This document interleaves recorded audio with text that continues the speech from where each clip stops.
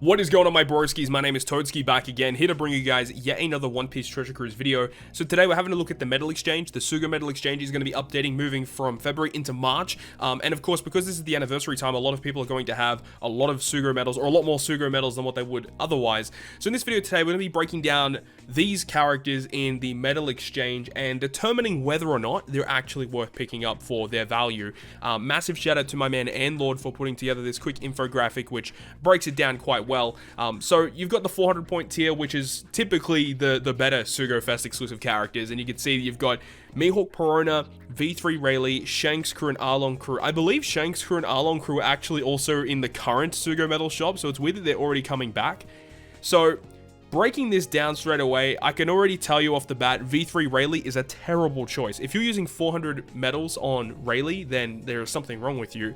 The only reason you should be picking this up is if like you're missing a very small amount of SUGO rares, and like this guy's just here and you don't have him yet. Then I can understand you picking him up for 400 medals.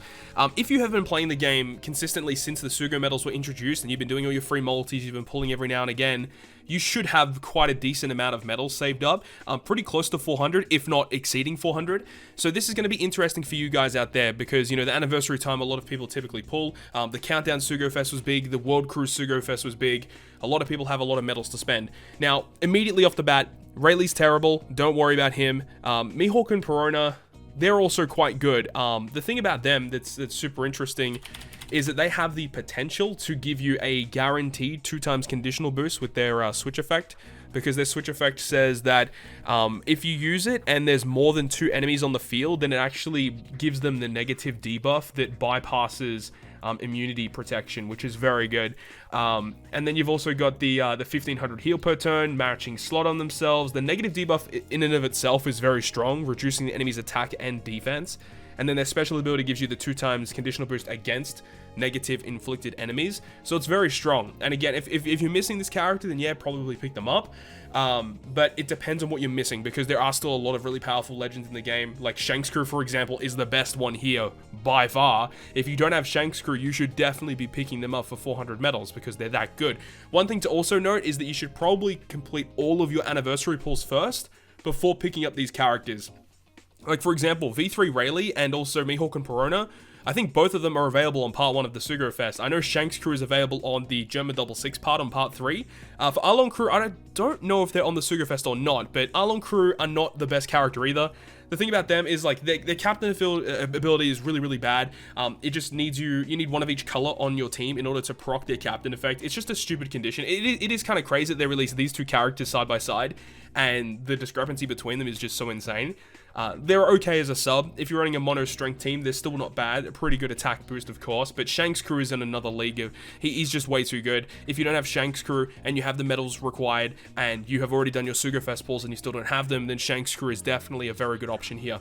Now, moving on to the 250 point tier and the 150 points. These are the ones where I think a lot of people are going to be spending, right? 250 points for Cracker and Nami, both of which are fantastic subs in the game right now. The thing about Cracker is that he is a slasher character, which means that he works very well with a lot of the really powerful legends in the game. So Cracker is a slasher powerhouse unit. His captain ability is powerhouse centric, but it's 3.75. It's nothing too crazy. But 13 turn cooldown with expansion, which is very good, by the way, changes all those slots into matching and his own orb into matching guaranteed. And if your captain is fighter, slasher, shooter, or striker, you get a 1.1 chain boost for 2 turns. But then if your captain is free spirit, cerebral, powerhouse, or driven, you get a color affinity boost 1.75 for those two for those classes for 2 turns, which is good. So basically, if you're running a team that has like one of the classes and the other class on one unit, so like for example, you know, the primary classes in the game being these ones, and then the secondary classes being these ones, if you've got characters on your team that fulfill that condition, then Crack is going to be a phenomenal unit for you. And thing, as I said, you know, he's a slasher unit, so he has great synergy with Kozuki Odin and also with Roger as well. Just a great addition to those teams. But the thing about it is this character, personally, I haven't used too much in like the past like 6 months. I can't even remember the last time I actually used this guy, but he is very good. Honestly speaking, the most I actually use Cracker for is for his support effect, which attaches to Katakuri or Smoothie. and it basically says anytime you're inflicted with one of those chain debuffs, he resists it by 3 turns and then gives you a 0.7 chain boost. You guys don't even know how ridiculously good this support effect is. It helps you so much.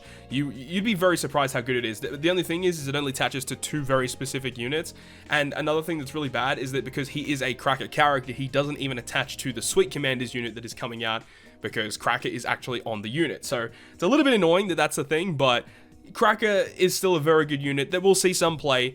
And then the other unit also for 250 medals is Nami, who is a relatively older character now, but she does have a super evolution, and her super evolution is pretty good. She actually, you have to unlock her Skull Island from the unlockable quest in order to evolve her. Pretty good captain effect for Dex if you're missing a good Dex captain. Reduces paralysis on your whole team as well. Everyone Dex orbs are beneficial. But then reduces paralysis and burn by 3, so great utility. And then color affinity of those secondary classes by 1.75. And then gives you a 2 times orb boost to those classes as well. So it's great. 12 turn cooldown with expansion, 14 normally. 14 is a little high, but you know, great to have utility, color affinity, and an orb boost. So it really depends on what type of situation you're in. If you're missing a good Dex captain, I think Nami's a great choice. I don't know really too many situations I could really suggest you pick up Cracker, but I'd say if he's one of those ones you are missing and like he's been a missing piece in some of your teams, that potentially pick him up. 250 medals I think is very, very fair for both of these units, honestly. Nami potentially is getting to that era where she could potentially drop down to 150. I think Cracker for 250 is actually still relatively fair. Now moving on to the 150 point tier, Log Luffy is trash. He has a good support, I won't lie. He has a great support, but it's not going to save you in a lot of content. Terrible unit. Whitebeard is very outdated, not too bad in PvP, but terrible. Usopp is okay, but basically rarely sees any play at all. This Zoro is also pretty bad, but he has a great support effect, by the way. If you were lucky enough to pull for Halloween Mihawk and you got him, this Zoro is going to be a unit you want to get your hands on. He does have a 6+, of course, but his support effect is the same, I believe, upon super evolving. But he attaches to Mihawk or Perona, and anytime they use a special, locks the chain by 2.5 for 2 turns, and the really good thing about this is it's 2 turns, right? I mean, 3 turns would have been godly, but still 2 turns is great because you can use it in an offensive way by giving you a chain lock so your damage is increased, but you can also use it in a utility-based way because if, like, at the end of the turn, or, you know, or the enemy will go ahead on like, a preemptive attack of the next room, gives you a bad chain lock, because it lasts for 2 turns, it actually lasts for the enemy's preemptive turn, so you can actually use it to avoid enemy debuffs. So it's really cool the way that you can use this. I do use this a lot. I've been using Halloween Mihawk heaps, and this guy is a great supporter unit to that unit, because with Halloween Mihawk and this support, you get a 2.25 attack boost, you get a full board of slots with his super type, you get the tap timing bonus with his super type, and then you'll have this as a support on top. So much damage output on your team just with Mihawk and this support. It's so, so good. I'd say if you do have Halloween Mihawk and you don't have this guy, 150 medals is kind of worth it. This lore is still pretty good too. A little outdated, like he basically never sees play in a regular team anymore. He does have 2 different versions because he super evolves and he changes a bit upon super evolving. But this lore, the main reason why you'd be using him these days is because of his support effect. He attaches to Corazon, right? And he says anytime they use their special, gives you a 1.75 orb boost to all characters. So this guy can be just used on a lot of different teams, just running Corazon on it, Legend Corazon, right? Because you can have Legend Corazon with all of his debuff removal, healing, and then gives you an orb boost as well. It's pretty awesome. But like the unit itself is a striker captain, never used as a captain anymore. He's a 2.25 orb boost to strikers, little outdated, honestly. And then his Super Evolve version is almost the same, but it's for Cerebrals instead.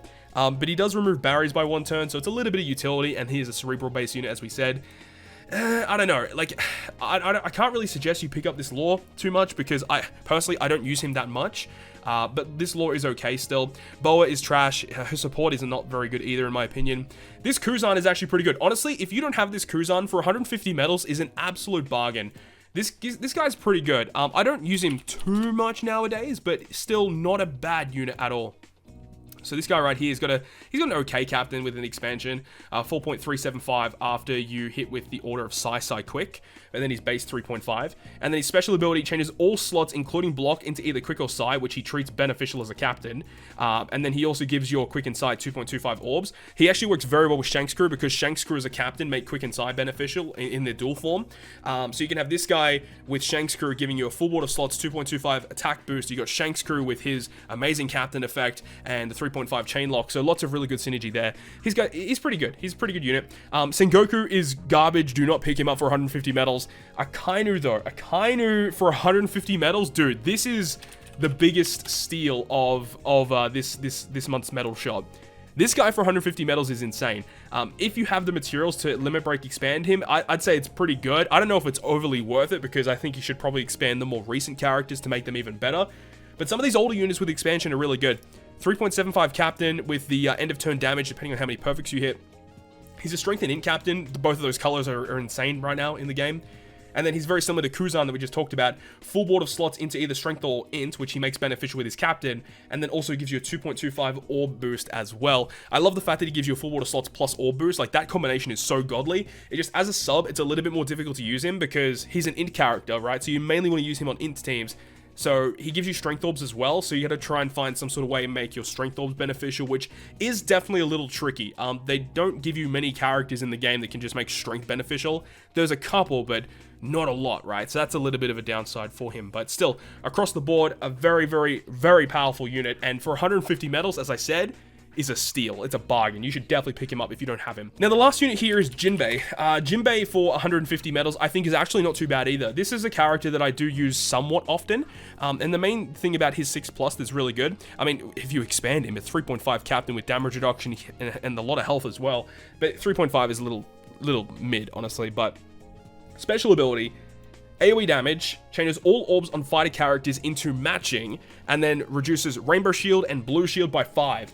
So really good utility, and if you are running fighter characters on your team, they get a matching slot as well. So really, really good unit. Definitely sees a lot of play on random teams. He works on int teams, powerhouse teams, fighter teams. Even if like you're not even running fighters to get matching slots, just the utility alone is going to be really useful. And you can actually use him to proc the super type of Halloween Law and Halloween Mihawk, because he's, you know, obviously a former or current warlord. So you can use him for that, and plus with all of his utility stuff combined, actually works really, really well. So if you have the Halloween units, this is actually not a terrible unit to pick up if you don't have him, but still, he's a relatively older character.